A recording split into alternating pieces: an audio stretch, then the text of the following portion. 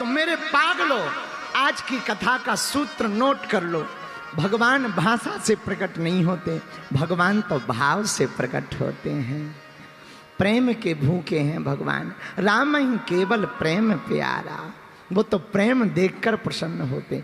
अगर भगवान प्रभाव देखकर प्रसन्न होते तो दुर्योधन के घर भोजन करते, भिलनी के घर जाकर साग का भोग नहीं लगाते। अगर भगवान प्रभाव देखकर कृपा करते होते तो जंगलों में ना जाकर राजाओं के घर पर भोग करते, सबरी के जूठे बेर ना खाते। अगर भगवान प्रभाव देखकर के कृपा करते होते तो किसी अमीर के यहाँ नाव पर बैठते, केवट के यहाँ जाकर के केवट से नाव नहीं मंगाते। भगवान प्रभाव से प्रसन्न नहीं होते, भगवान तो भाव से प्रसन्न होते हैं। राम ही केवल प्रेम प्यारा। जिनका राम जी के चरणों में प्रेम होता है मेरे प्रिय पागलों, उन पर राम जी की कृपा होती है। बोलो सीताराम, जोर से बोलो, और जोर से बोलो। अब दूसरा प्रश्न है कि भाव कैसे प्रकट हो। आहा, मेरे प्रिय श्रोताओं, भाव को प्रकट करना है तो उनकी मधुर मधुर कथाओं को सुनो। पर कथा सबको सुनने नहीं मिलती है। बिनु सत्संग विवेक न होई, राम कृपा बिनु सुलभ न सोई। बिना सत्संग के विवेक जागृत नहीं होता, लेकिन राम जी की कृपा के बिना भैया आपको कुछ मिल भी नहीं सकता। जीवन कठिन लग रहा हो तो सरल हो जाएगा। हाँ, हनुमान जी की चर्चा। सुगम अनुग्रह तुम मेरे,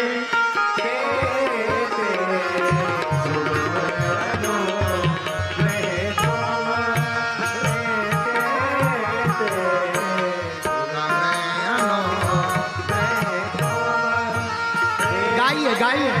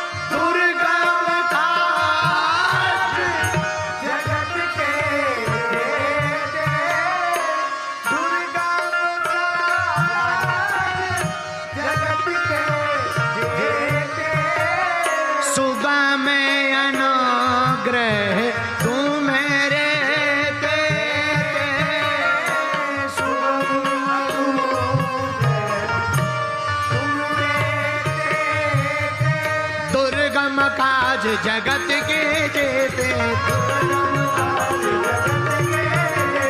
सुगम अनुग्रह तुम्हारे तेते,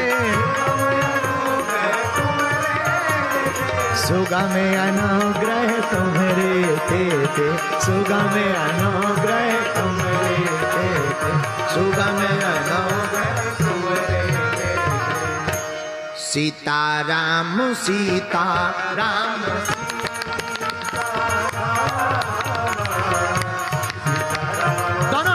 आगे गाइए।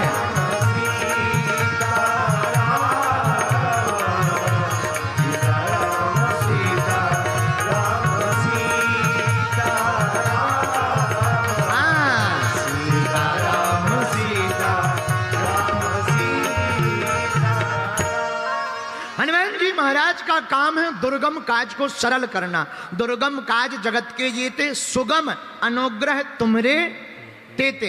हनुमान जी के बहुत काम हैं, उनमें एक ये भी काम है। क्या काम है? कोई काम कठिन हो ये सरल कर देते हैं। अच्छा, कठिन क्या था? लंका जाना, इन्होंने सरल कर दिया। कठिन क्या था? जानकी का पता लगाना, इन्होंने सरल कर दिया। कठिन क्या था? रावण का मान मर्दन करना, हनुमान जी ने सरल कर दिया। मेरे पागलों, हनुमान जी की भक्ति के लिए हम पंचकुला वालों को क्यों बोल रहे पता है तुम्हें?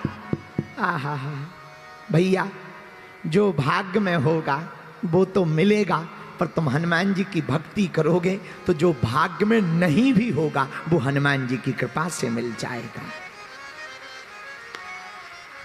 अब आप कहोगे गुरुजी ये अप्रमाणित बात है। ना ना ना, प्रमाणित है। हनुमान जी कौन है? कथा जहां से उठी थी वहीं वापस ला रहे ताकि तुम्हें समझ में आए। हनुमान जी कौन है? शंकर सुवन केसरी। गाओ गाओ गाओ, समझ आएगी बात।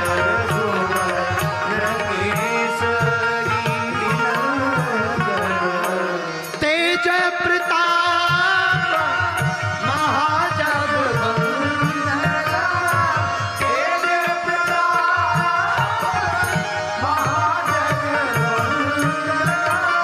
तेज प्रताप महाजग,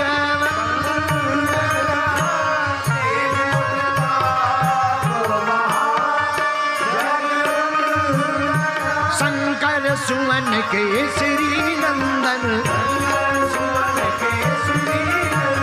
तेज प्रताप महाजगवंदन। हाँ, तेज प्रताप महाजगवंदन, तेज प्रताप महाजगवंदन। सीताराम सीताराम सीताराम,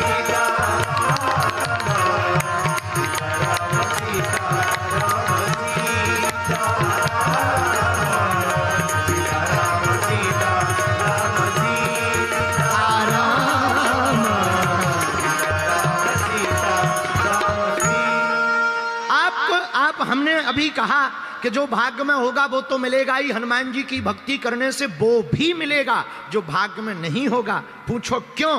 क्योंकि हनुमान जी हैं शंकर जी, और शंकर जी करते क्या? भाभी मैट सकहीं त्रिपुरारी,